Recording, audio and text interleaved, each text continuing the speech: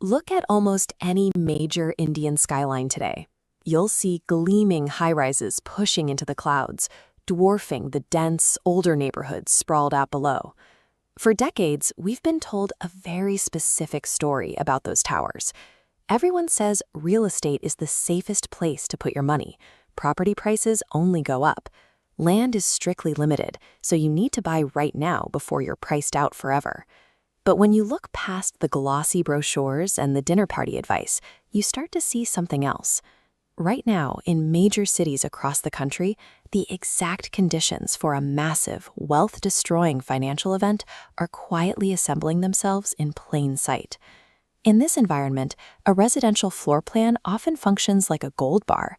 The basic economic purpose of housing, providing shelter, is being challenged by a different set of priorities that we need to examine closely. To figure out how dangerous this is, we have to tune out the persistent sales pitches, open up the ledger, and aggressively audit the actual numbers behind the concrete. This chart shows the most reliable way to test if a property market is grounded in reality: the price-to-income ratio. It measures how many years of a typical local salary it takes to buy a typical local home. Historically, a functional, healthy market hits a very specific baseline. An average house should cost somewhere between 4 to 6 times the average annual income. But look at the data for modern India.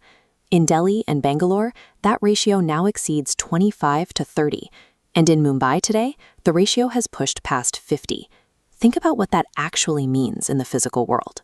An average working professional in Mumbai would need to take their entire salary, save 100% of it, spend absolutely nothing on food, transport, or clothing, and do that every single month for 50 years just to buy an average apartment outright. Prices reach these extremes through a specific set of drivers: aggressive bank lending, the historical use of real estate as a primary store for black money, and speculative investors buying units they never intend to inhabit.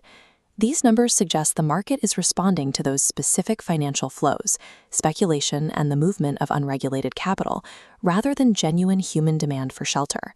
This macro-level speculation eventually trickles down to ordinary people. Middle-class families are hammered with lifestyle marketing, promising idyllic, open-spaced communities if they just sign on the dotted line. But signing that line often means walking straight into the EMI trap. A young couple buys in at peak prices, taking out an 80% home loan.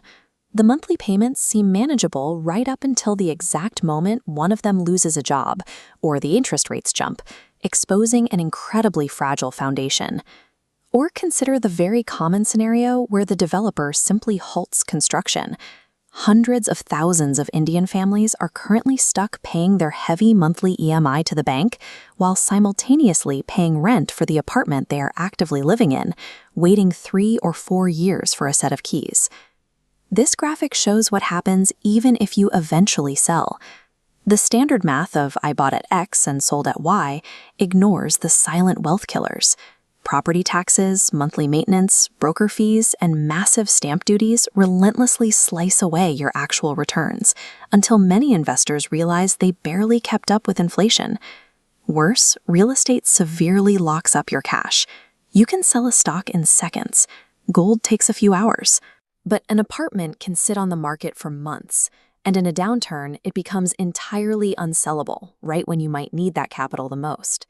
When you add it all up, treating overpriced real estate as your primary investment isn't a safe bet. For an average household, it becomes a multi-decade financial prison that consumes income and blocks genuine wealth building. We can see the late-stage warning signs of this bubble now. Just look at the sheer scale of the concrete being poured across these cities. Many of these new developments sit as silent, empty monoliths, ghost towers held by investors waiting for another price tick, rather than families looking for a home. This visual compares the massive, true cost of ownership against the actual rental income a property generates. Because purchase prices are so high, rental yields in premium Indian cities have collapsed down to just 1 or 2%. The rent you collect covers almost none of the holding costs.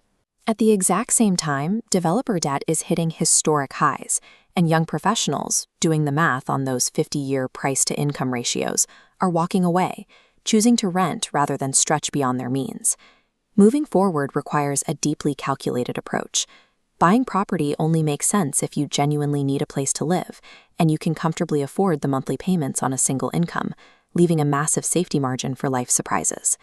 Mathematical realities always catch up to inherited cultural beliefs. Overpriced markets eventually correct. The only question left is whether you will be holding an overpriced debt-financed property when the math finally reasserts itself.